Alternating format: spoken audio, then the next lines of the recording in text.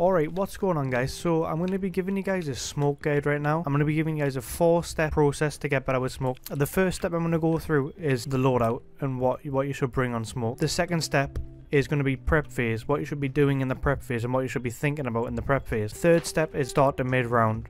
And the final step is going to be late round / post plant / retakes. So when you're thinking about loadout for smoke, 100% of the time I'm running the shotgun and the SMG11. Even if there's other shotguns on the stack, I'm always running this setup. Personally, it's my favourite way to run smoke.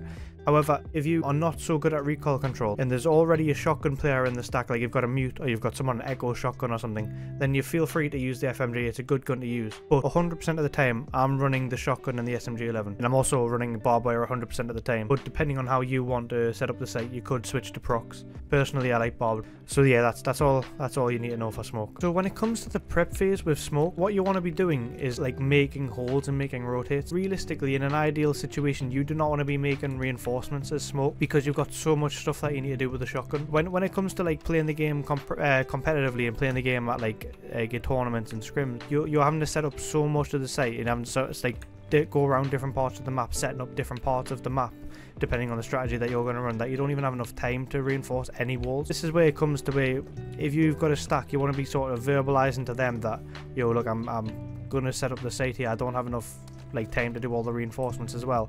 Someone's going to have to help me out with the reinforcement. And when you solo queue and you want to sort of do the same thing, but make sure when you solo queue and you do it in a nice way. A lot of times people will be like, yo, what the fuck? Where's the reinforcements, man? We need to set up the site. Where's all the reinforcements? What the fuck's everyone doing? Why is everyone just running around the map?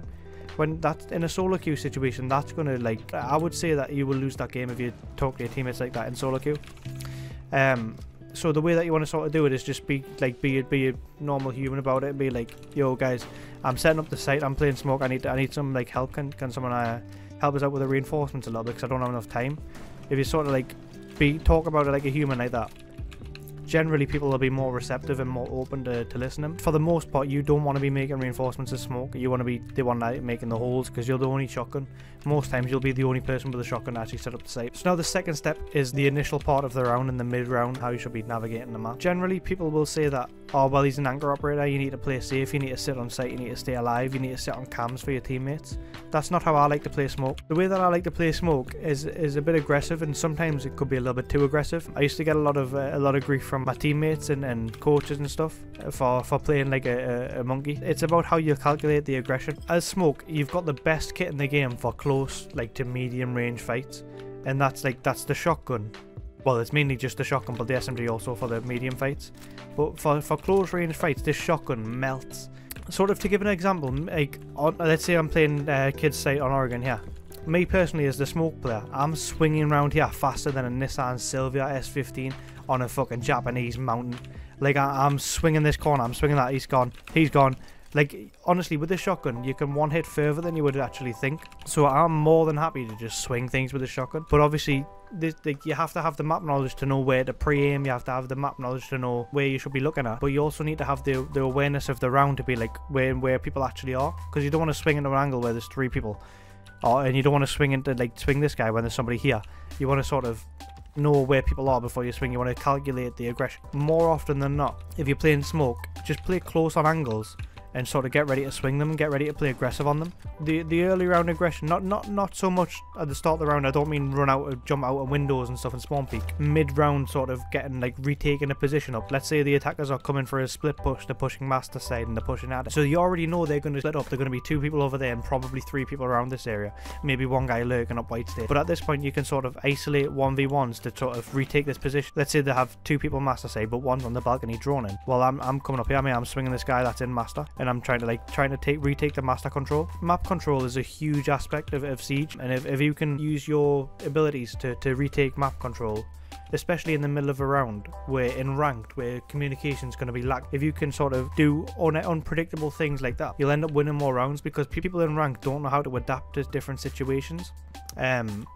So if you do something that's not very normal, I don't mean like brain dead, but like if you do something that's a little bit out of the norm for what they're used to just pushing in, people are just chilling on site, people are holding the default position. If you do something a little bit different by like swinging out or retaking this position, maybe playing here, playing this like kind of off angle thing, or like playing like a different kind of offhand, you'll find that you'll win more rounds because it's not expected. People don't know how to deal with it, and that's why when I play smoke as well, I like to do some goofy sort of sight setup. I don't mean troll stuff. I might one round decide to play armory, so I'll open up all these walls and I'll play an armory. I'll reinforce this wall and I'll just sort of play this angle with the SMG, and I'll just play like weird sort of different position. If I need to, I can drop the hatch. I don't mean like you should play this position. I don't mean that, but I mean like just try different stuff out, especially with the shotgun. Try playing in this closet, make it rotate here. This is actually a strat I really like doing with mute. But like just play close in this closet with a rotate hole. This shotgun will one hit anybody on the balcony and just swing out. Like don't be scared to try something new. Especially with smoke. He's got the best kit to bail you out of situations because you have the smoke canisters. What I like to do is I like to use my smokes a little bit early. In a competitive environment, that's not a good thing to do. But in ranked, where people never really plant anyway, then it's not gonna lose the round because you've used the smoke. Let's say I want to retake master, and I know there's one person armory and there's one person master. What I'll do is I'll come up and I'll smoke this off. Like I'll quickly peek around, smoke that off, so nobody's gonna hold me from that angle because he smoked off, and then I can know that I can just pre-fire these angles and just retake. Nobody's actually there on this angle because I've smoked it off, and then once I'm in here, I've got this position now. So let's say I've smoked off the armory, I've pushed in, killed this guy here, killed the guy that was holding us here.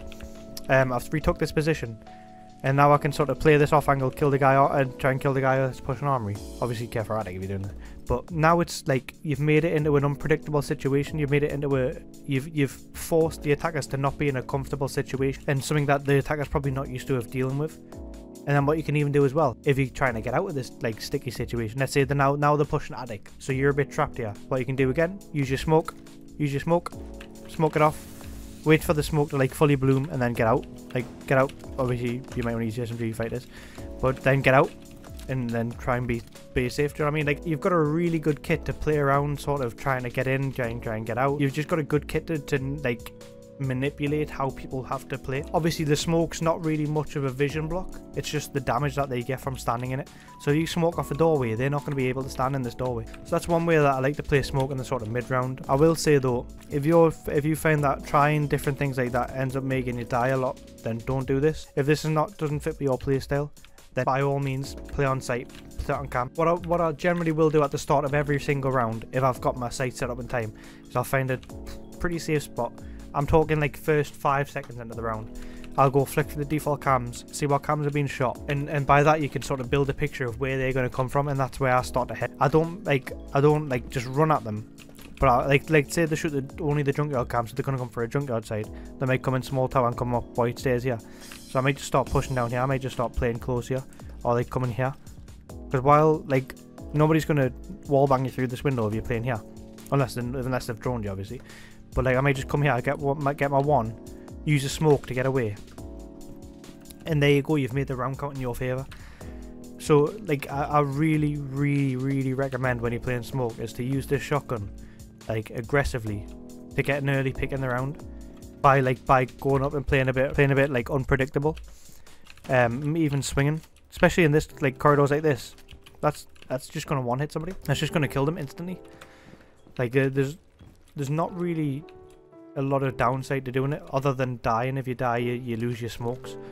But at that point, that's where you want to use your smokes before you die. Like if you die with smokes, if you're playing aggressive with smoke like that and you die with smokes in your pocket, it's kind of on you. If you get your pick, use 2 smokes to get your pick. You've still got your pick and you're still alive. You might not have that pick. You might not have that smoke for the post plant, or to stop the plant. Sorry.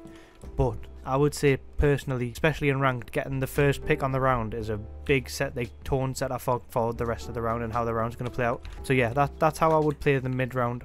So when it comes to the 4th step, which is post plant and or stopping the plant, like late round executes and post plant and retakes, the way that you want to play with smoke, generally you want to get a bit of aggression out of your system and hopefully have some smokes left in your pocket to play the plant, to stop the plant, because each smoke will stop 15 seconds of the plant. Like for 15 seconds the enemy can't plant. So if you have 3 smokes left, that's 45 seconds. If you want to play the sort of passive route of not using your smokes early, as long as you can get the time to burn down to 45 seconds, the enemies can't plant because you have 3 smokes in your pocket. So like generally I'll work around the time and how many smokes I have in my pocket to know how long I can like stop a plant for. Obviously that gets a bit different if people try and change up the plant position, but for the most part, 3 smokes stop 15 seconds each. At this point, you want to start playing more passively. Later on in the round, you want to start playing more passively. You want to start staying alive. When it gets to the point where it's like 45 seconds left, a minute left, you want to start backing off and playing more passively. Because at these rounds, it's generally either going to be that the attackers will flood site with a lot of them, or they'll try and plant. And when they want to try and plant, you want to have your smokes ready. And when they're going to try and flood the site, you want to be back ready on site with your gun up. So for both scenarios, you want to play more passively. In these, like after around a minute left, you want to start backing off and play more passively. To add to that, when it comes to retaking, in this scenario you have 3 smokes. If you miss a smoke and they get the plant, then you want to start using your smokes to retake positions, like how you pushed into, like how I suggested you push into sort of here. By the way, the players that I'm suggesting are not players you should do. These are just me, like sort of hypothetically. Although you could do these plays, but if like how you smoked off this angle to push into here, you want to start doing the same things for retakes if you have smokes left. Again, if you don't have smokes left, then you want to organise a retake with your teammates where they'll hold something, they'll pick something, and you pick something else, or you'll hold something else while they hold something. You want to organise that with your teammates if you don't have smokes, but having smokes means that you can do this on your own. You can sort of, let's say I want to retake, they've planted game, like football table here, they've planted here. I want to retake, so I need to, I know that generally nobody's going to be white, there may be someone white, but in this scenario nobody's white, and I know this because for whatever reason my teammate's top white. So I'm going to probably just smoke off this door, and I'm going to start pushing in here, and I'm going to try and smoke off so the smoke lands a bit deep like there rather than landing inside. You need to land so the smoke will set them away from the door, rather than if the smoke lands just here, they can probably just stand here and be fine.